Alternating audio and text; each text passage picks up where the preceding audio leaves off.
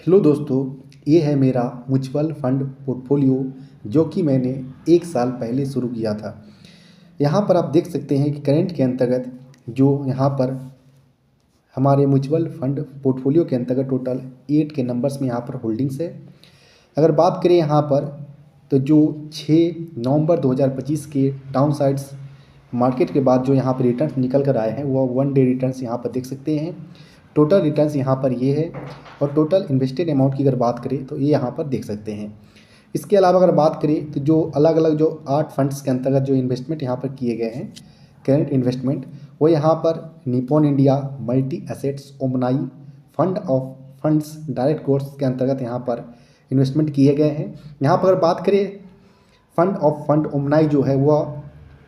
Directly किसी भी asset के अंतर्गत यहाँ पर इन्वेस्टमेंट नहीं करते हैं। वह किसी पार्टिकुलर यहाँ पर जो फंड्स होते हैं उस पार्टिकुलर फंड्स के अंतर्गत वह इनडायरेक्टली रूप से यहाँ पर इन्वेस्टेड होते हैं। इसके अलावा यहाँ पर अगर बात करें सेकेंड जो यहाँ पर इन्वेस्टेड अमाउंट जो है वह Parag Parikh flexi cap fund direct roads के अंतर्गत यहाँ पर इन्वेस्टमेंट अमाउंट किए गए हैं। इसके अलावा यहाँ पर DSP multi assets allocation funds के अंतर्गत यहाँ पर इन्वेस्टेड किए गए हैं। मल्टी एसेट जो होते हैं वह डिफरेंट एसेट्स को यहाँ पर कवर करते हैं, जिसमें इंडियन इक्विटी और ग्लोबल इक्विटी दोनों यहाँ पर होते हैं। इसके अलावा डेप्ट्स के कुछ पोर्शंस होते हैं, रियल एस्टेट्स गोल्ड सिल्वर जैसे जो यहाँ पर डिफरेंट टाइप्स के जो एसेट्स होते हैं उसको यहाँ पर मल्टी एसेट्स के अंतर्गत यहाँ पर कवर करते हैं। जब भी यहाँ पर मार्केट जो होते हैं बैड सिनारियो के अंतर्गत चलते हैं तो उस दौरान यहाँ पर डाउन साइड जो प्रोटेक्शन होते हैं वह यहाँ पर मल्टी एसेट्स एलोकेशन फंड्स के माध्यम से यहाँ पर कैप्चर किया जा सकता है। इसके अलावा यहाँ पर आप जो नेक्स्ट यहाँ पर जो इन्वेस्टेड किए गए हैं वो यहाँ पर white of capital multi assets allocation fund direct growth के अंतर्गत यहाँ पर किए गए हैं। इसके अलावा यहाँ पर US के अंतर्गत जो technology equity fund of funds जो डायरेक्ट ग्रोथ्स के हैं इल्ड विस जो फंड हाउस के अंतर्गत वहाँ पर इन्वेस्टमेंट किए गए हैं अमाउंट्स को। इसके अलावा यहाँ पर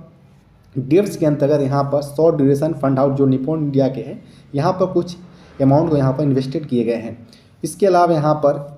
टैक्स सेविंग के लिए यहाँ पर ELSS टैक्स सेविंग स्कीम के अंतर्गत यहाँ पर SBI के जो फंड्स हैं इसके अंतर्गत इन्वेस्ट किए गए हैं। इसके अलावा यहाँ पर ICICI prudential multi assets funds के अंतर्गत यहाँ पर अमाउंट को इन्वेस्ट किए गए हैं। तो इस प्रकार यहाँ पर आप देख सकते हैं। इसके अलावा यहाँ पर अगर बात करें जो 6 नवंबर 2025 के जो यहाँ पर डाउन साइड्स आए थे तो यहाँ पर आप 1 डे चेंज भी देख सकते हैं, जिसमें अलग अलग जो फंड्स के अंतर्गत जो चेंजेस जो आए हैं यहाँ पर आप शॉर्ट ड्यूरेशन जो डेप्ट फंड्स के अंतर्गत यहाँ पर लेने से एक फ़ायदा होता है कि यहाँ पर जो कंटिन्यूअस जो यहाँ पर इंक्रीमेंट देखने को मिलते हैं। इसके अलावा यहाँ पर अलग अलग जो यहाँ पर फंड हाउस है वहाँ पर इसका रिटर्न डेली बेसिस पर देख सकते हैं। इसके अलावा अगर ओवरऑल अगर बात करें यहाँ पर टोटल रिटर्न्स के तो निपॉन इंडिया जो कि अभी यहाँ पर अप्रॉक्स 1 मंथ्स बिफोर यहाँ पर हम इन्वेस्ट किए थे, जिसमें यहाँ पर आप देख सकते हैं 1.24% का यहाँ पर रिटर्न्स देखने को मिल रहे हैं। इसके अलावा सबसे पहले जो यहाँ पर इन्वेस्टेड अमाउंट जो किए गए थे हमारे द्वारा वो पराग पारिक फ्लेक्सी कैप के अंतर्गत किए गए थे, जिसमें ओवरऑल अभी यहाँ पर बात करें 10.13% का यहाँ पर ओवरऑल रिटर्न्स निकल कर आ रहे हैं। इसके अलावा DSP मल्टी एसेट्स के अंतर्गत है, जिसमें यहाँ पर 0.02% का यहाँ पर अभी तक रिटर्न्स आए हैं। जबकि white of capital multi assets की अगर बात करें यहाँ पर तो अभी यहाँ पर नेगेटिव रिटर्न्स जो आगे चलकर यहाँ पर पॉजिटिव में यहाँ पर हो जाएंगे। इसके अलावा यहाँ पर ग्लोबल का भी एक्सपोजर यहाँ पर लिए गए हैं हमारे द्वारा, ताकि जो यहाँ पर ओवरऑल जो सेक्टर जो एलोकेशन जो यहाँ पर होते हैं इक्विटी डेप्ट्स, इसके अलावा गोल्ड सिल्वर्स और ओवरसीज जो यहाँ पर इक्विटी होते हैं तो इस बेसिस पर यहाँ पर इसको इन्वेस्ट अमाउंट किए गए हैं। इसके अलावा यहाँ पर निपॉन इंडिया का टोटल यहाँ पर चूँकि यहाँ पर काफ़ी छोटा कॉर्पस यहाँ पर इन्वेस्ट किए गए थे, इसलिए यहाँ पर अभी तक टोटल जो ओवरऑल रिटर्न्स जो यहाँ पर है 0.42% का जो यहाँ पर देख सकते हैं। इसके अलावा यहाँ पर सबसे पहले जो यहाँ पर पराग पारिक के साथ जो इन्वेस्ट अमाउंट किए गए थे वह SBI ELSS टैक्स सेवर के अंतर्गत किए गए थे, जिसमें अभी टोटल 18.05% का यहाँ पर ओवरऑल रिटर्न्स यहाँ पर देखने को मिल रहे हैं। इसके अलावा जो अभी रिसेंट्स में यहाँ पर इन्वेस्ट किए गए हैं वो ICICI प्रूडेंशियल मल्टी एसेट्स के अंतर्गत यहाँ पर किए जो कि अभी 1% नेगेटिव के साथ यहाँ पर चल रहे हैं। यहाँ पर अगर बात करें टोटल होल्डिंग्स के अंतर्गत XIRR की अगर बात करें यहाँ पर, ये टर्म क्या होते हैं, तो यह यहाँ पर extended internal rate of returns को यहाँ पर इंडिकेट करते हैं। यह दो प्रकार से यहाँ पर इंडिकेट करते हैं। एक यहाँ पर देख सकते हैं, एक यहाँ पर लाइफ टाइम्स होते हैं। लाइफ टाइम जो XIRR जो होते हैं extended internal rate of returns, वो यहाँ पर टोटल जब से आप अमाउंट्स को इनिशियली जब से इन्वेस्ट किए हैं उस समय से यह ट्रैक करता है, जिसमें यह आपके इन्वेस्टमेंट और अब तक जितने भी यहाँ पर रिडेम्पशंस आपके द्वारा किए गए हैं इस सारे को यहाँ पर कंसीडर करते हुए ये यहाँ पर XIRR को यहाँ पर यहाँ पर इंडिकेट करता है। इसके अलावा अगर बात करें सेकेंड जो यहाँ पर है एक्टिव करंट में जो यहाँ पर होल्डिंग जो है यहाँ पर आप देख रहे हैं, ये इस होल्डिंग के अंतर्गत जो यहाँ पर XIRR जो होते हैं करंट के अंतर्गत वो यहाँ पर एक्टिव फॉर्म्स में यहाँ पर इंडिकेट करते हैं। तो यहाँ पर अब लाइफ टाइम 4.22% का यहाँ पर XIRR यहाँ पर है, जबकि एक्टिव की अगर बात करें जो यहाँ पर पास्ट रिडेम्पशन यहाँ पर जितने भी हटाए गए हैं ये सारे को यहाँ पर छोड़कर जो करंट के अंतर्गत जितने भी यहाँ पर XIRR जो यहाँ पर निकल कर आ रहा है वो यहाँ पर 10.76% का यहाँ पर अभी करंट होल्डिंग के अंतर्गत XIRR यहाँ पर आ रहे हैं।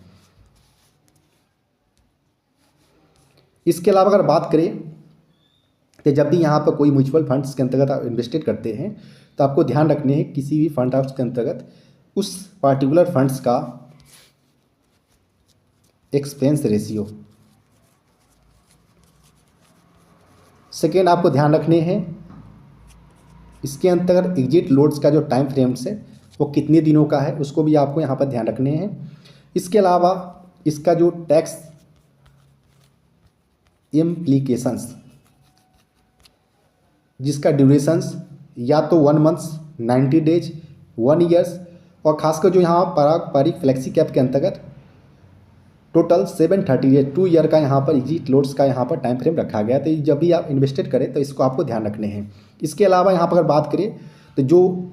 फंड हाउस होते हैं जो अलग अलग टाइप के जो फंड, चाहे वो निपॉन हो, पराग हो, DSP या व्हाइट सॉक्स जैसे जो अलग अलग प्रकार के जो फंड हाउस होते हैं, यह मेनली 2 प्रकार के यहाँ पर टाइप्स के फंड्स को यहाँ पर बताते हैं। तो यहाँ पर रेगुलर टाइप्स के यहाँ पर होते हैं और एक यहाँ पर डायरेक्ट्स होते हैं। तो आप जब भी इन्वेस्ट करें तो ध्यान रखिए डायरेक्ट फंड्स के अंतर्गत आपको इन्वेस्ट करने हैं। तो यहाँ पर जितने भी मेरे जो यहाँ पर अमाउंट्स को इन्वेस्टेड किए गए हैं वो सारे डायरेक्ट फंड्स में हैं। इसके अलावा अगर बात करिए अगर डायरेक्ट फंड में भी 2 प्रकार के होते हैं। एक आपका जो अलग अलग कंपनी जो होल्डिंग्स यहाँ पर फंड हाउस के द्वारा रखे जाते हैं अलग अलग फंड्स के अंतर्गत, इसमें डिविडेंड कंपनी अलग अलग टाइम फ्रेम्स पर प्रोवाइड करवाते हैं। ये डिविडेंड जो होते हैं वह यहाँ पर री इन्वेस्टमेंट कर दिए जाते हैं फंड हाउस के द्वारा, री इन्वेस्टमेंट। और सेकेंड जो होते हैं यहाँ पर वह यहाँ पर IDCW यहाँ पर टाइप के यहाँ पर एक होते हैं IDCW, जिसका यहाँ पर अगर बात करें फुल फॉर्म का तो इनकम डिस्ट्रीब्यूशंस कम कैपिटल विड्रॉल प्लान्स यहाँ पर होते हैं। इसके अंतर्गत यह होता है कि जब भी कोई यहाँ पर डिविडेंड वगैरह जो कंपनी होल्डिंग कंपनी के द्वारा जो प्रोवाइड करवाए जाते हैं फंड हाउस को, तो यह monthly basis, quarterly, yearly basis पर वह जो भी यहाँ पर इन्वेस्टेड अमाउंट्स वाले जो यहाँ पर होते हैं उनको यहाँ पर या डिविडेंड के फॉर्म में IDCW प्लान्स के अंतर्गत उनको वापस से उनको प्रोवाइड करवाए जाते हैं। तो मेनली 2 डायरेक्ट के अंतर्गत 2 प्रकार के होते हैं। आप जब भी इन्वेस्ट करें तो ध्यान रखिए कि आपको केवल जो डिविडेंड जो प्रोवाइड करवाते हैं वो री इन्वेस्टेड होकर, इससे यह फ़र्क पड़ता है कि जो NAV जो किसी भी फंड हाउस का होता है फंड का नेट, जिसका फुल फॉर्म होता है नेट एसेट वैल्यू, यह यहाँ पर डायरेक्ट जो डिविडेंड जो यहाँ पर लग कर जो जितने तेज़ी से बढ़ते हैं एज कम्पेयर टू यहाँ पर IDCW के मुकाबले, क्योंकि यहाँ पर IDCW के अंतर्गत जो अमाउंट जो डिविडेंड्स होते हैं वो यहाँ पर जो होल्डिंग्स वाले जो पर्सन्स होते हैं उनको यहाँ पर प्रोवाइड करवाए जाते हैं, जिससे यह होता है कि जो इनका NAV होता है वो काफ़ी स्लो प्रोसेस में यहाँ पर इंक्रीज देखने को मिलता है। जबकि यहाँ पर री इन्वेस्टमेंट किए गए जो यहाँ पर NAV होते हैं इसमें काफ़ी तेज़ी से होते हैं। तो आपको ध्यान रखने कि IDCW के अंतर्गत आपको नहीं जाने हैं, तो ये आपको ध्यान रखने हैं। आगे भी इस प्रकार के वीडियो आपको रेगुलर बेसिस पर देखने को मिलते रहेंगे म्यूचुअल फंड से रिलेटेड। जिसमें अलग अलग फंड्स के अंतर्गत हम उनके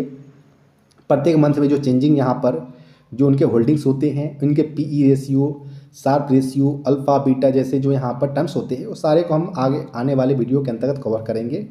इसके अलावा अगर बात करें यहाँ पर, तो जो यहाँ पर रेगुलर बेसिस पर जो भी यहाँ पर मार्केट्स के अंतर्गत जो यहाँ पर फंड्स मेरे जो होल्डिंग्स है इसमें कोई भी चेंजिंग यहाँ पर देखने को मिलते हैं, तो वो आपको शॉर्ट वीडियो के अंतर्गत रेगुलर बेसिस पर यहाँ पर आप अपडेट मिलते रहेंगे। तो आप यहाँ पर चैनल को सब्सक्राइब कर लें और वीडियो को लाइक करना ना भूलें।